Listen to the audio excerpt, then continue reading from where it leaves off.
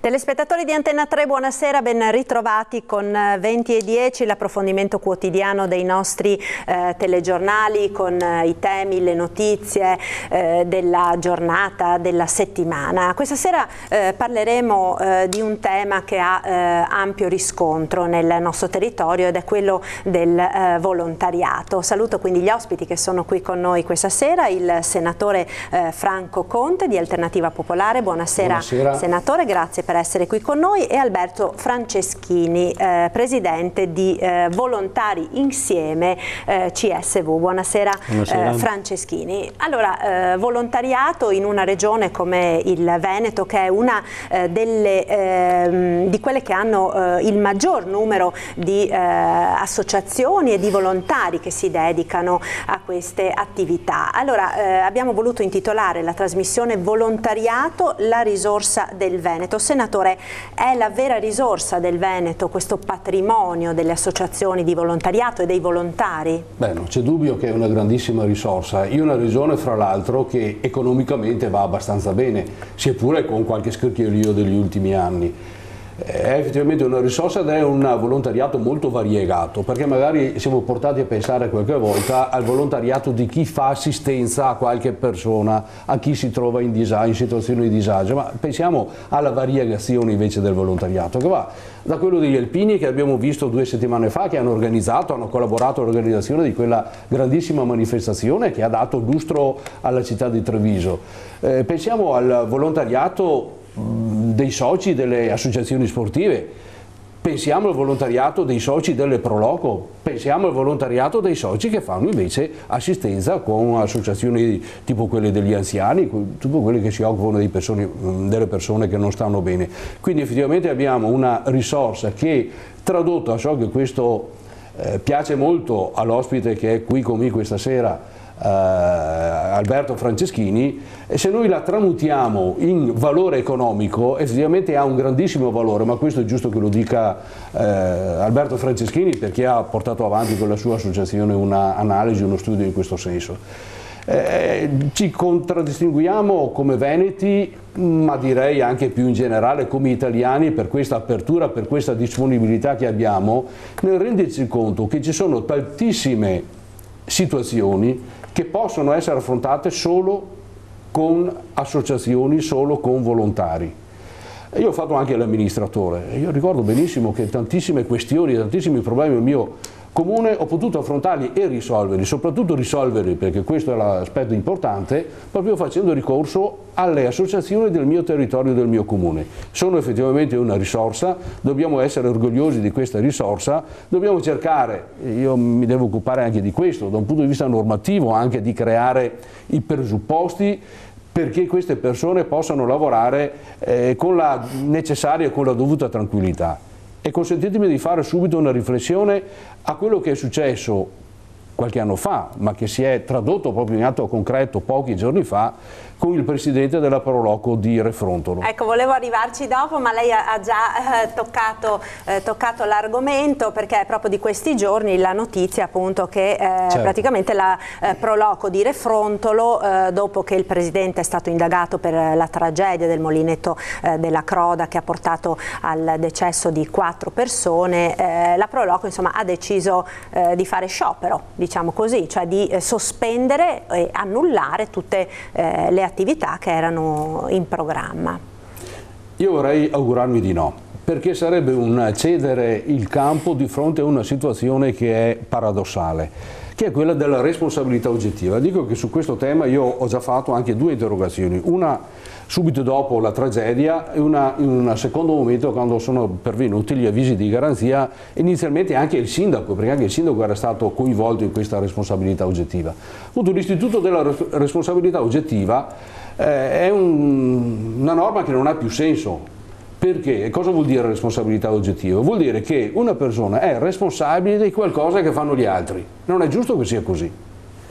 Il presidente della Proloco forse aveva fatto un atto di troppa disponibilità nei confronti di altre persone che avevano chiesto la sua struttura. È una disponibilità che è stata data, purtroppo si è verificato un incidente che era del tutto imponderabile, del tutto imprevedibile.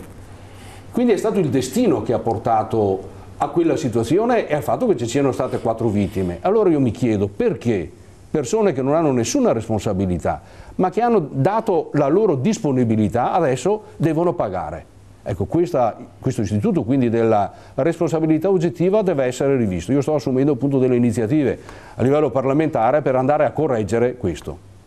Ecco, e quindi insomma avremo delle ulteriori puntate su questo, vedremo come andrà il dibattito parlamentare sulla questione della responsabilità oggettiva, soprattutto appunto per quanto riguarda i volontari che tanto si stanno dando da fare per il nostro territorio. Un piccolo esercito, diciamo, si diceva, di persone, migliaia e migliaia di persone che si danno da fare, che si rimboccano le maniche, che sentivamo appunto dal senatore Conte, ha anche un valore economico, perché comunque di lavoro, di attività si tratta. Voi avete fatto uno studio proprio su questo, Franceschini?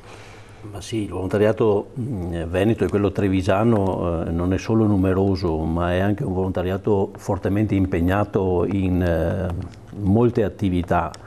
Il periodo che stiamo attraversando è un periodo che vede una criticità nel welfare e quindi indubbiamente l'intervento del volontariato ha mitigato questo cambiamento, anche se non è nelle corde del volontariato quello di andarsi a sostituire a quello che compete ad altri, però è altrettanto vero che se non ci fosse il volontariato probabilmente alcuni servizi sarebbero stati penalizzati più di quello che lo sono stati.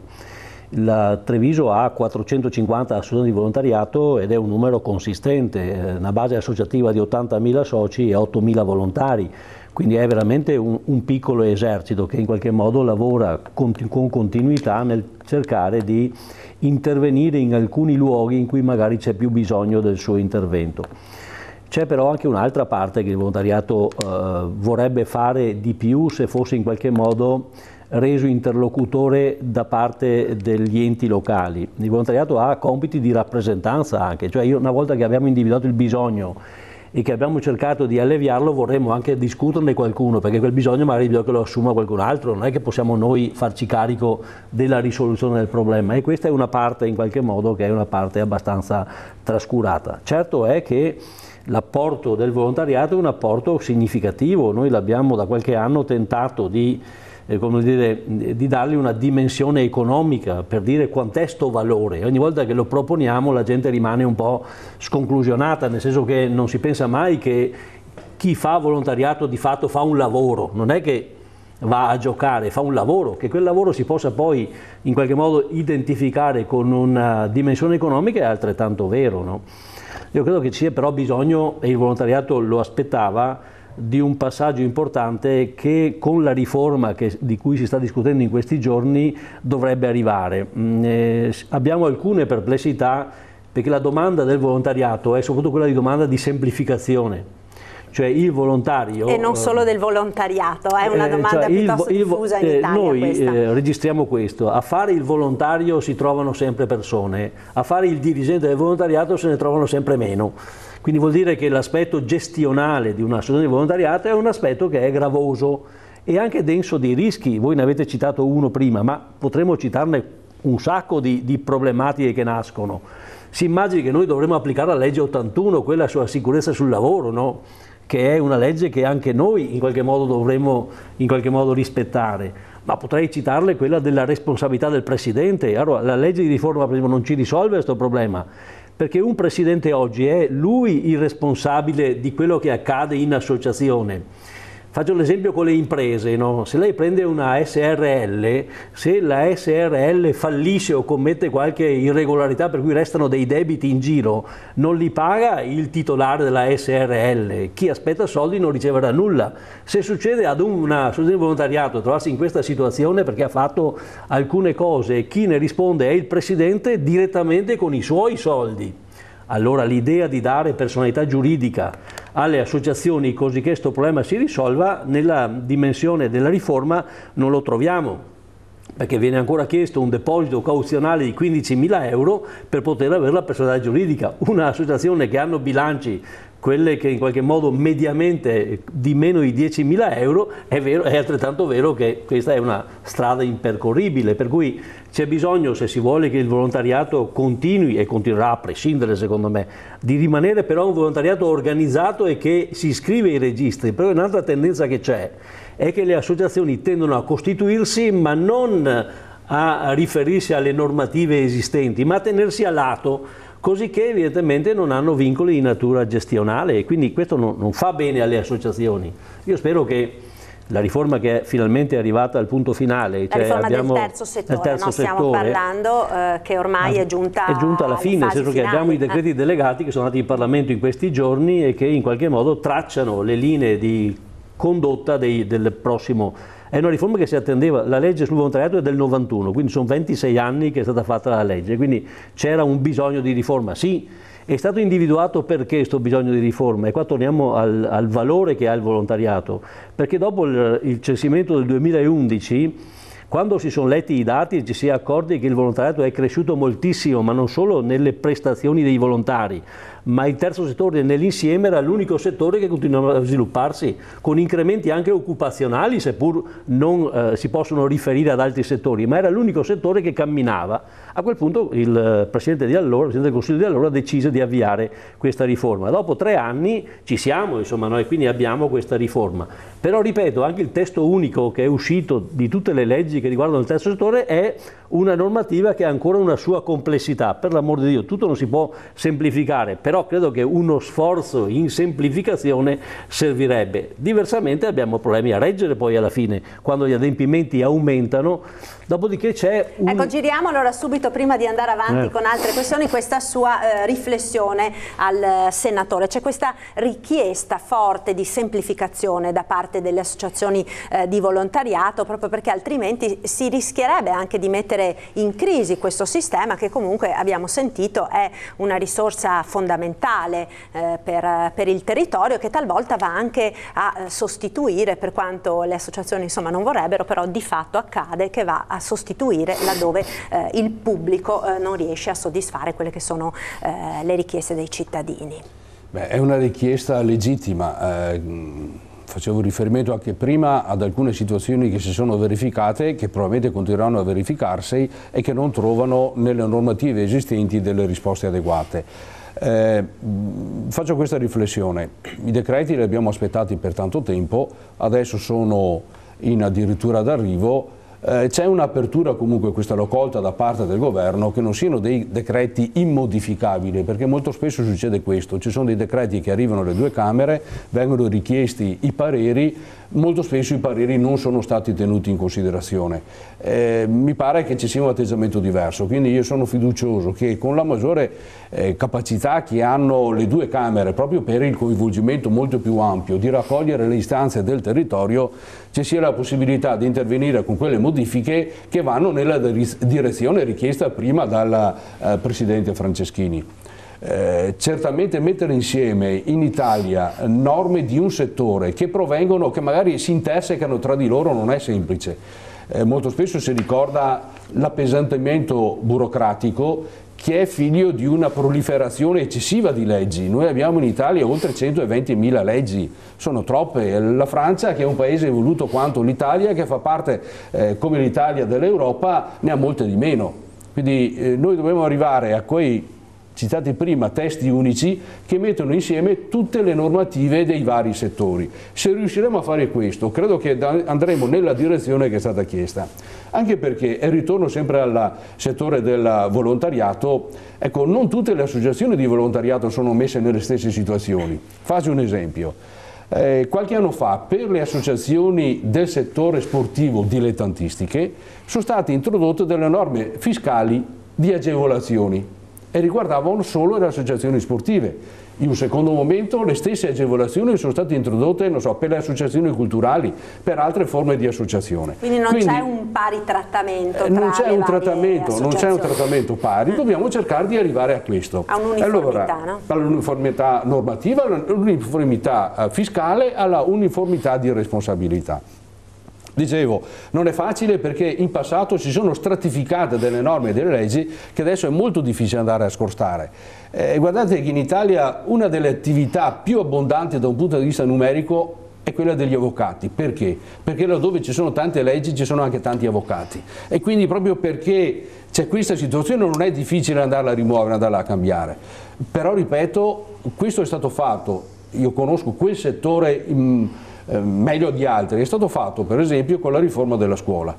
È stato messo insieme una serie di norme, sono state messe insieme e si è fatto con l'AS, sono state semplificate, e anche in quel caso i decreti delegati sono stati modificati a seguito dei pareri dei due rami del Parlamento. Col terzo settore dobbiamo fare la stessa cosa. Non possiamo perdere questa occasione, perché altrimenti rischiamo che da quel 91 e siamo nel 2017 passino ancora tanti anni prima che che riesca ad incidere in maniera importante. Ecco, speriamo di no, naturalmente, speriamo che si riesca finalmente in questa attività di semplificazione, di sburocratizzazione, di uniformità che appunto è richiesta dalle tante associazioni del territorio. Noi ora ci fermiamo per qualche istante di pubblicità, linea alla regia, restate con noi, tra pochi minuti torneremo a parlare di volontariato.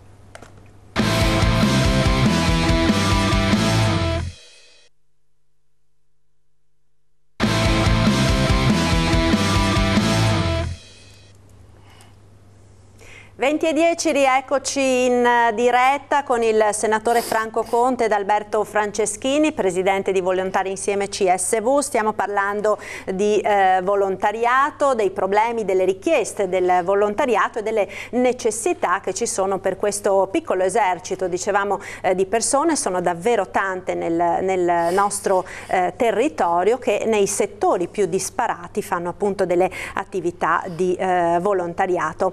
Volevo affrontare un argomento perché se ne sta molto parlando nelle ultime ore, se ne sta parlando a Taormina nel corso del G7, ed è il problema, la questione dell'immigrazione, che rappresenta, Franceschini, una delle attività nelle quali le associazioni di volontariato, soprattutto per quanto riguarda la gestione dell'accoglienza, si stanno particolarmente impegnando nell'ultimo periodo nel nostro territorio.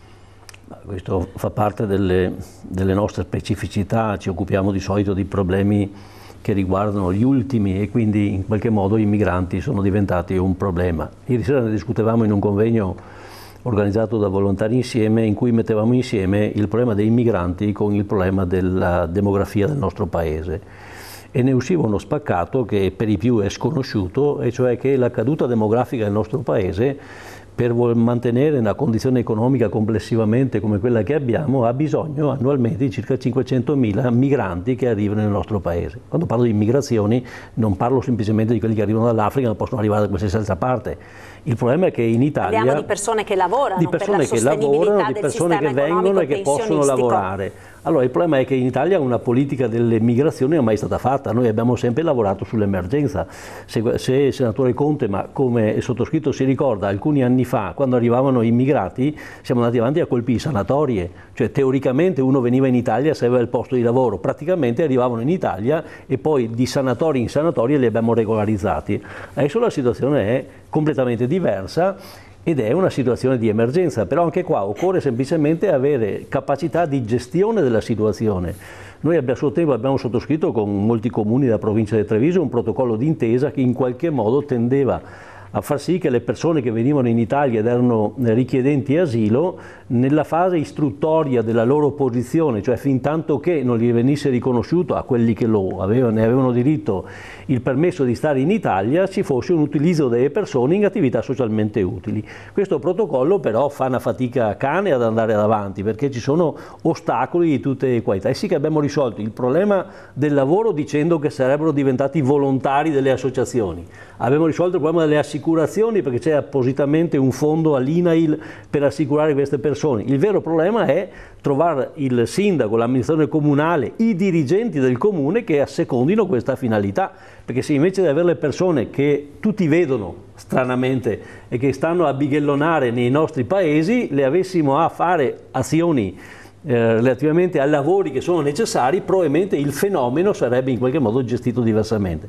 Ricordiamoci sempre che la provincia di Treviso però è una provincia in cui solo una parte e minoritaria dei comuni accettano di ospitare migranti, quindi la tutto il ragionamento sul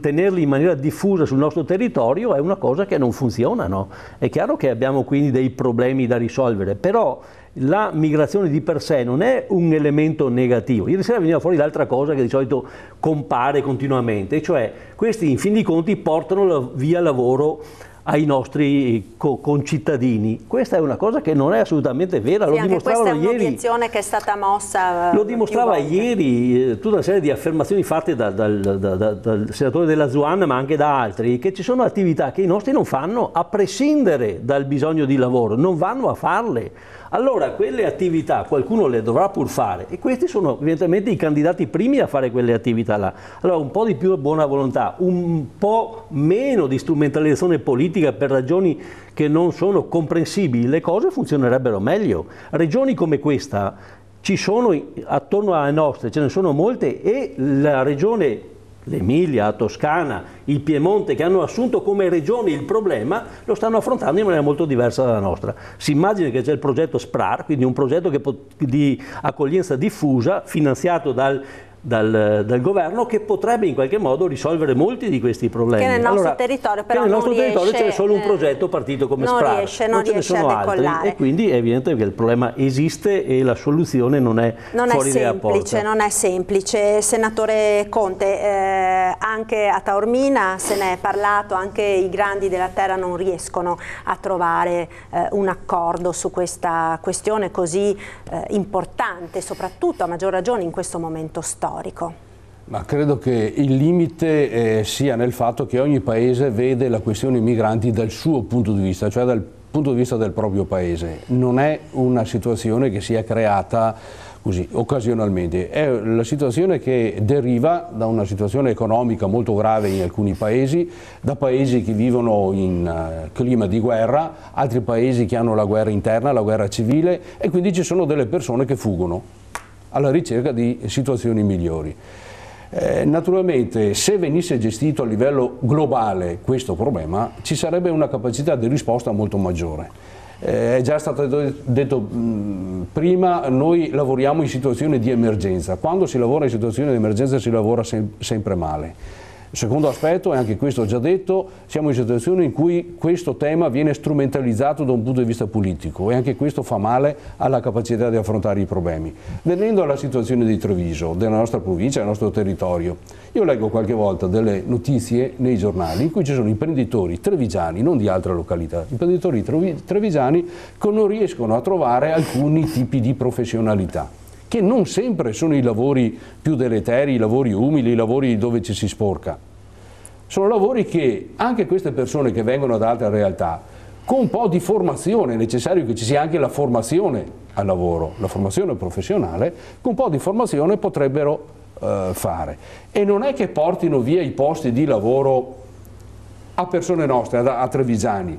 Leggevo una impresa di qualche giorno fa, un'impresa trevigiana che lavora a livello internazionale, ha bisogno di 10 saldatori, non riesce a trovarli. Allora credo che qualsiasi persona con una formazione professionale possa fare il saldatore. È un lavoro sicuramente pericoloso per la salute, è un lavoro che non è sicuramente ottimale, però laddove il lavoro manca, e sentivo stamattina venendo in qua delle parole bellissime dette da Papa Francesco proprio sulla faccenda del lavoro, il lavoro che dà dignità alle persone. Ecco, se noi vogliamo che queste persone che sono alla ricerca di riscatto riacquisiscono la loro dignità, dobbiamo agevolarle anche nell'inserimento del mondo del lavoro. Da quel punto di vista credo che sarebbe molto più facile anche l'inserimento sociale, perché bisogna dare a loro le condizioni di diventare autonomi dal punto di vista economico, è necessario che sia così, e in quel secondo momento dovranno inserirsi in un tessuto sociale che non è quello del loro paese. E consentitemi di fare anche questa riflessione, sono ospiti in Italia, noi li accogliamo, devono rispettare le norme, le regole, le abitudini che ci sono in Italia. Così come facevano 70 anni fa, 80 anni fa i nostri emigranti quando andavano in altri paesi all'estero.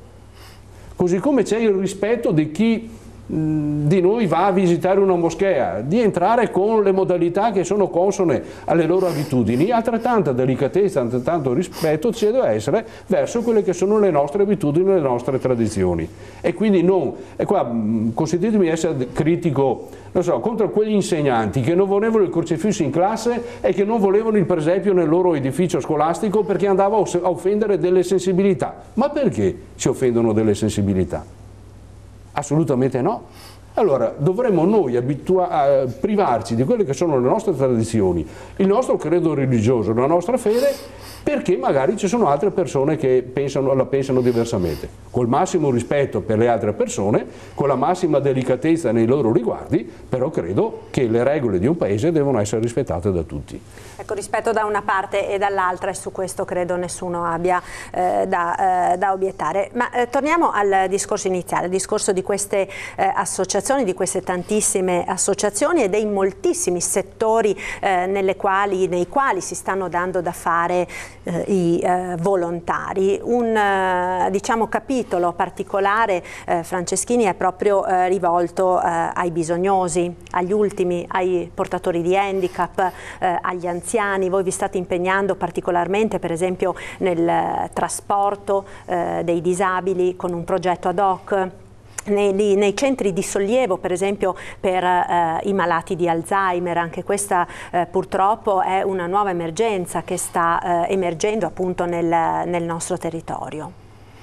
Ma sì, il volontariato trevigiano è impegnato per oltre il 60% in attività di natura sociale e sanitaria, quindi è un volontariato indirizzato in quella direzione.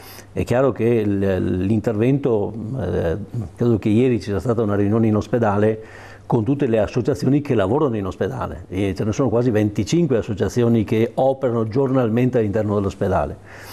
Dopodiché ci sono tutte le altre che fanno quelle cose che diceva lei, cioè il trasporto sociale è diventato una esigenza per molte ragioni, l'invecchiamento della popolazione, le persone che sono più autosufficienti, i figli che non possono più mollare il posto di lavoro neanche per un giorno per aiutare i familiari perché altrimenti mettono a rischio altre cose. Quindi c'è una serie di eventi che induce a ritenere la mobilità delle persone anziane un problema da risolvere.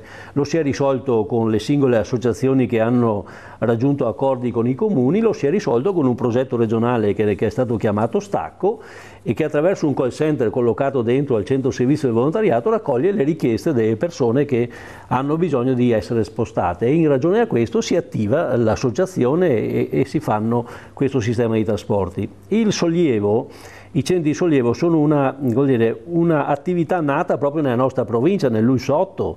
I primi centri di sollievo sono stati creati nell'ambito del Lussotto grazie alle associazioni di quel territorio che con la collaborazione, con la fattiva partecipazione del LUIS hanno deciso di investire in questa direzione. Quando parlo di investire parlo di pochi soldi, non è che parlo di grandi soldi, però con un grande risultato. LUIS 8, attualmente distretto di Asolo, che adesso fa parte della grande di Asolo e Montebelluna, è diventato evidentemente quello che fa un po' da riferimento per tutti. Ce ne sono 20 centri sollievo in quel territorio. Da quell'esperienza ne è uscito il progetto regionale che ha in qualche modo esteso a tutta la regione questa iniziativa che tende a dar sollievo alle famiglie. Il centro sollievo è sicuramente un momento di accoglienza e di ospitalità rivolto ai malati, ma l'obiettivo vero è quello di aiutare le famiglie, perché si chiama sollievo per quello, perché vengano sollevate da un'incombenza pesantissima che è quella di un malato di Alzheimer, soprattutto se in fase avanzata. Ecco, la devo interrompere perché il tempo a nostra disposizione sta per terminare. Volevo quindi concludere, Senatore, proprio con un'ultima riflessione su questo, no? Perché queste associazioni di volontariato, l'abbiamo sentito nel caso specifico del trasporto per gli anziani, piuttosto che dei centri di sollievo per le famiglie che si trovano ad affrontare dei problemi molto gravi come questo appunto di gestire in casa una persona malata di Alzheimer, richiedono appunto un sostegno anche da parte della politica. Credo sia un sostegno necessario, perché faccio un'altra riflessione. Poter aiutare le famiglie a mantenere in casa i loro familiari ha un notevole vantaggio economico, perché altrimenti questi sarebbero costretti a essere ricoverati in strutture. E quindi per evitare proprio questo credo che le risorse che vengono risparmiate devono essere destinate a favore delle associazioni. Hanno bisogno anche, soprattutto quando si interviene nel settore dell'Alzheimer appena citato, hanno bisogno anche di una formazione, quindi un investimento che deve fare il pubblico e anche proprio nel formare queste persone che mettono a disposizione il loro tempo, ma deve essere tempo che da un punto di vista professionale viene speso, viene messo a disposizione in maniera adeguata. Quindi anche solo pensando alla formazione io credo che sia già un passo in avanti che riusciremo a fare come strutture. Da un punto di vista normativo c'è bisogno che noi cerchiamo di chiudere nel più breve tempo possibile la questione dei decreti delegati e credo che siano sicuramente non un punto di arrivo, saranno un punto di partenza per una nuova fase del volontariato che deve essere tutelato, che deve essere valorizzato, che deve essere anche professionalizzato sotto l'aspetto di questa disponibilità. È una grande risorsa, lo dicevamo in partenza, cerchiamo di metterla a frutto in maniera più adeguata. Ecco, con un ringraziamento quindi anche a tutte le persone, alle decine e decine di volontari che si stanno dando da fare per gli altri. Chiudiamo questa puntata di 20 e 10. Ringrazio Alberto Franceschini di Volontari Insieme CSV e il senatore Franco Conte per essere stati qui con noi. Un ringraziamento a voi per averci seguito. 20 e 10 torna la prossima settimana. Buona serata. Buonasera. Buona serata.